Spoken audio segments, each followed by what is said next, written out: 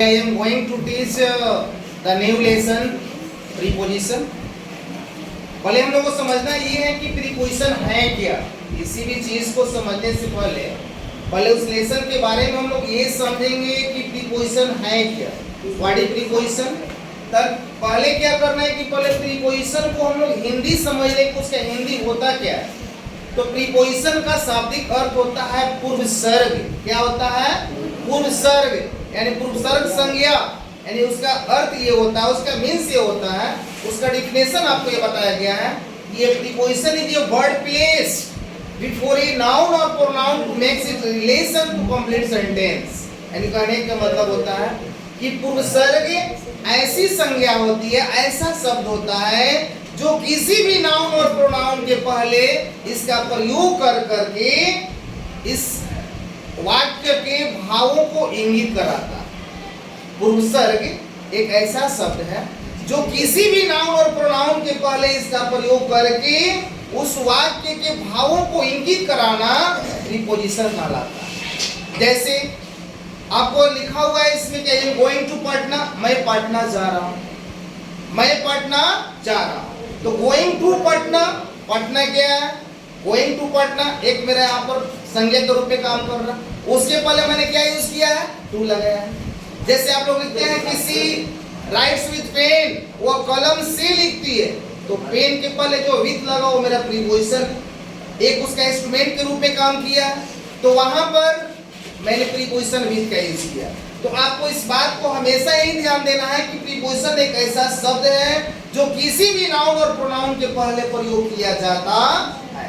इतना आपको माइंड में रखना है। इसके बाद मैं आगे चल रहा हूं कि टाइप्स ऑफ प्रीपोजिशन। प्रीपोजिशन कितने प्रकार के होते हैं कि there are many types of the preposition. Preposition के बहुत प्रकार होते हैं, लेकिन हम कुछ प्रीपोजिशन आपको मैं पढ़ा रहा हूं। जैसे पहला आपको लिखा हुआ है टू, टू रेफर्स टू गोल या डेस्टिनेशन। टू जो होता है रेफर्स गोल या डेस्टिनेशन, किसी लक्ष्य या किसी प्रकार का दिशा या किसी प्रकार का उद्देश्य का भाव जहां पर जाहिर करना होता है, वहां पर मैं क्या करता हूं? टू प्रीपोजिशन का प्रयोग करता हूं। जैसे कि सी इज गोइंग टू पटना, उसका गोल है कि सी इज गोइंग टू पटना, वो पटना जा रही है, उसका लक्ष्य है पटना जाना। तो वहां पर जहां पर लक्ष्य की बात होती है वहां पर हम प्रीपोजिशन क्या लगाएंगे? To. He goes to market, वह बाजार जाता है, उसका टारगेट है, उस चीज का उसका टारगेट है कि कहां जाना है, तो बाजार जाना। तो जाने के क्रम में क्या होता है? टू। जैसे यहाँ पर लिखा हुआ है, तो जहां पर आपको सेंस में डेस्टिनेशन का भाव आ जाएगा, जहां कहीं भी आपको भूल लक्ष्य का भाव आ जाएगा, वहां पर हमेशा टू प्रीपोजिशन का यूज किया जाता है। जैसे कितने बच्चे ऐसे होते हैं कि भूल जाते हैं कि वो पटना जा रहा है, he is going to Patna, वो पटना से आ रहा है। द सी इज या he is coming from Patna. आने का सेंस जो होता है फ्रॉम का होता है, जाने का सेंस क्या होता है? टू का होता है। तो आगे इसके बाद में हम प्रीपोजिशन पढ़ते हैं towards. It means the direction. Towards जो होता है हमेशा लक्ष्य दिशा, डायरेक्शन होता है ना, ईस्ट वेस्ट नॉर्थ साउथ, जहां पर डायरेक्शन की करने की बात आती है, तो डायरेक्शन जहां पे शो करना होता है वहां पर हमें टुवर्ड्स का यूज करना है। जैसे यहां पर लिखा हुआ है कि Mohan is going toward the station. Mohan जो है कहां जा रहा है? स्टेशन की तरफ जा रहा है।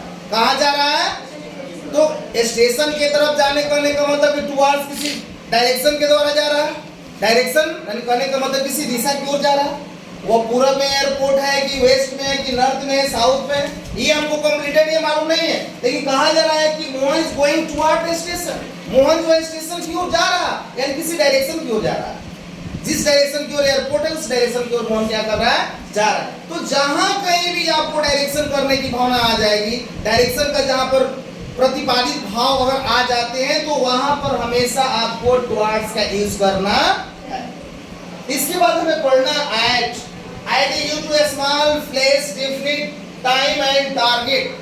एट का प्रयोग वहां पे किया जाता है जहां पे छोटे छोटे स्थान हो, जहां पर निश्चित समय का भाव हो, जहां पर किसी टारगेट लक्ष्य का जहां पर भाव होता है, वहां पर हमेशा मैं एट का प्रयोग करता हूं। जैसे कि आरव लिव्स एट सासाराम। आरव जो है रहता है। तो आरव सासाराम में रहता है, तो सासाराम एक छोटा सा शहर है, तो छोटे से शहर के लिए क्या लिख सकते हैं, ऐड का यूज कर सकते हैं।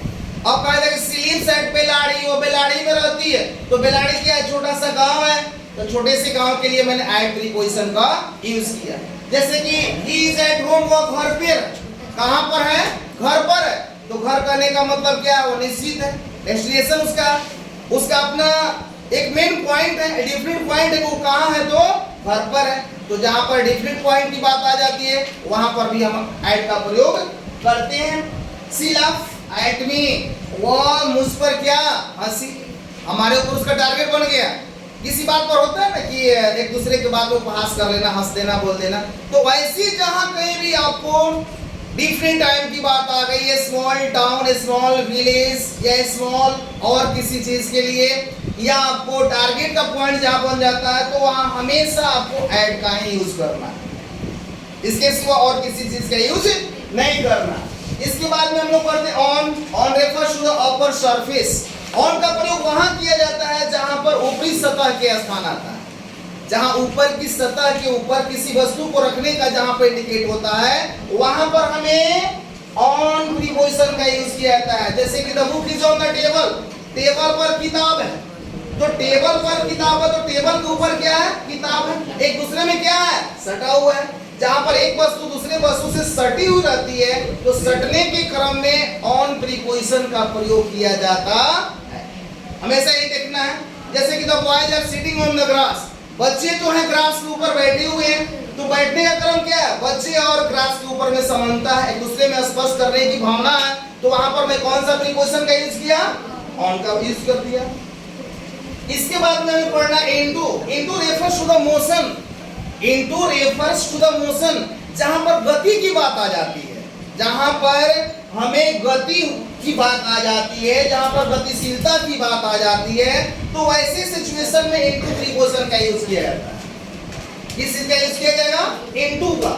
जैसे है यहाँ पर लिखा हुआ है कि my ball has fallen into the well, मेरा बॉल जो है कुएं में गिर गया। कहां गिर गया, तो कुएं में गिरने का मतलब है कि बॉल है, और कुएं में गिरने का मतलब है कि एक दूसरे के बीच में उसमें क्या है, मोशन है, ऊपर से नीचे की ओर वस्तु गिरी, तो उसमें मेरा क्या हुआ, मोशन हुआ। तो जहां मोशन की बात आएगी वहां पर क्या हो जाएगा, इनटू हो जाएगा। जैसे कि यहाँ पर लिखा हुआ है कि जंप इनटू द रिवर, वो नदी में कूद गया। नदी में कूदने का मतलब कि ऊपर से नीचे को कूदना, एक दूसरे के बीच में क्या है, मोशन है। तो मोशन का जहां पर की बात आ जाती है, जहां पर गतिशीलता की बात आ जाती है, जहां पर गति होने की बात आ जाती है, वहां पर हमेशा इनटू प्रीपोजिशन का प्रयोग किया जाता है। तो ऐसे ऐसे हम लोग आगे और प्रीपोजिशन को पढ़ेंगे, जो मैं आप लोगों को राइट करके बताने जा रहा हूं। अब यही